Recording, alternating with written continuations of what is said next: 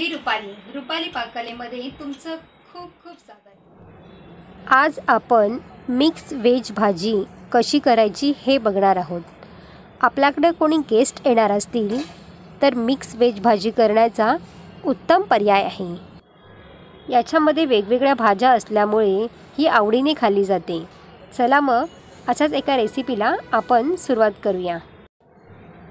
Mix veg भाजी करण्यासाठी इथे मी फ्लावर घेतलेला आहे, गाजर घेतलेले आहेत, इथे भोपळी मिरची, बटाटा, वाटाणे हिरवे आणि इथे मी फरसबी घेतलेली आहे।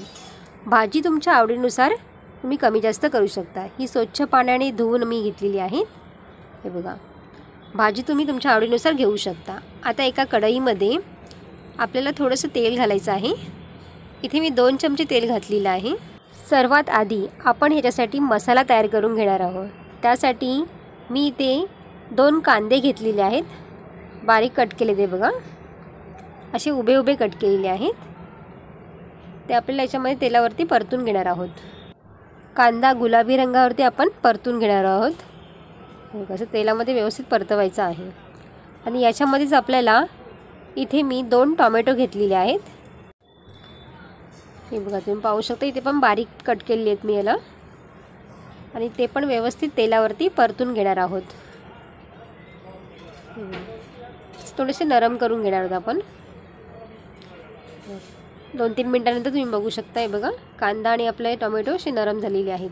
आणि याच्यामध्येच मी आता काजू घातलेले आहेत, 10 ते 12 काजू घातलेले आहेत मी याच्यामध्ये। आणि चवीनुसार आपल्याला याच्यामध्ये मीठ घालायचं आहे। हे बघा, व्यवस्थित याला परतून घ्यायचे आहे, त्याचा कच्चेपणा निघून गेला पाहिजे। आता मसाला आपला आता ह्या तयार झालेला आहे। आता थंड करून आपण ह्याला वाटून घेणार आहोत। आता गॅस बंद करून घ्यायचा आहे। आता मी इथे त्याच कढईमध्ये 2 चमचे तेल घेऊन आपल्या भाज्या ह्या फ्राय करून घेणार आहोत। थोडंसं तेल टाकायचं आहे आपण, आणि या तेलावरतीच आपल्या ह्या भाज्या फ्राय करून घ्यायच्या आहेत। हे बघा, तर मी बटाटा घातलेला आहे, बटाटा व्यवस्थित परतून घ्यायचा आहे। 1 ते 2 मिनटं आपल्याला भाज्या ह्या परतून घेणार आहोत आपण। आता याच्यामध्ये वाटाणे घातलेत मी, हिरवे वाटाणे, तेही आपल्याला व्यवस्थित परतून घ्यायचे आहेत।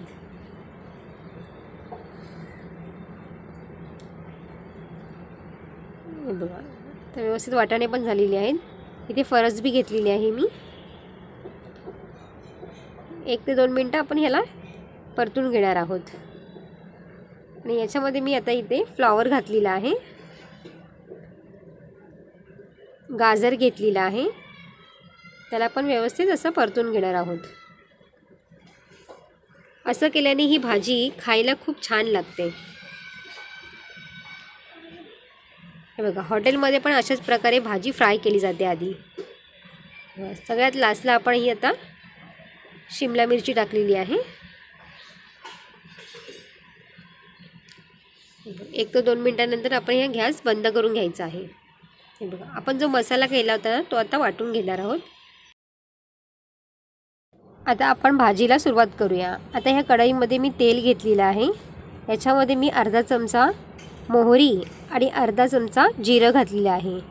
जिरं आणि मोहरी व्यवस्थित फुलू द्यायची आहे।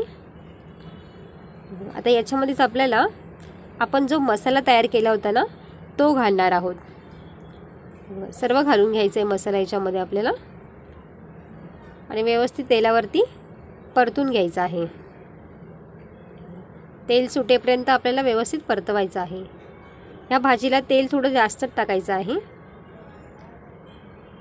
मी मिरची घातलेली आहे 2 हिरव्या मिरच्या, इथे लाल तिखट घेतलेलं आहे मी 1 चमचा, धना पावडर घेतलेली आहे 1 चमचा, गरम मसाला घेतलेला आहे 1 चमचा।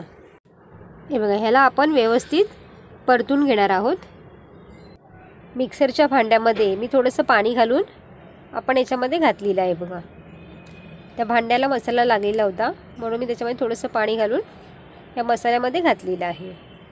बघा, तर व्यवस्थित परतून घ्यायचं आहे तेल सुटेपर्यंत। इथे मी 1 चमचा किचन किंग मसाला वापरलेला आहे। हा मसाला वापरल्याने भाजीला खूपच छान चव येते। आणि इथे 1 चमचा मी कसुरी मेथी घातलेली आहे, ती पण व्यवस्थित आपल्याला परतून घेणार आहोत आपण. 5 मिनटं आपल्याला झाकण ठेवून शिजून घ्यायचं आहे मसाला. हे बघा, तुम्ही बघू शकता आता. बघा, मसाला आपला आता मस्तपैकी शिजलेला आहे. इथे मी आलं लसूण पेस्ट घेतलेली आहे 1 चमचा आणि चवीनुसार मीठ घातलेलं आहे. त्याला आपण आता व्यवस्थित परतून घ्यायचं आहे. तुम्ही तेलावर घातलीत ना आलं लसूण पेस्ट तरीही चालेल. आता भाज्या आपल्याला याच्यामध्ये घालून घ्यायच्या आहेत. सर्व भाज्या आपण याच्यामध्ये घालणार आहोत. आता व्यवस्थित ढवळून घ्यायचं आहे. मसाल्यामध्ये भाजी व्यवस्थित मिक्स करून घ्यायची आहे. बघा किती छान कलर आलेला आहे भाजीला. मस्त एकदम कलर आलेला आहे. आता याच्यामध्ये आपल्याला थोडंसं पाणी घालायचं आहे.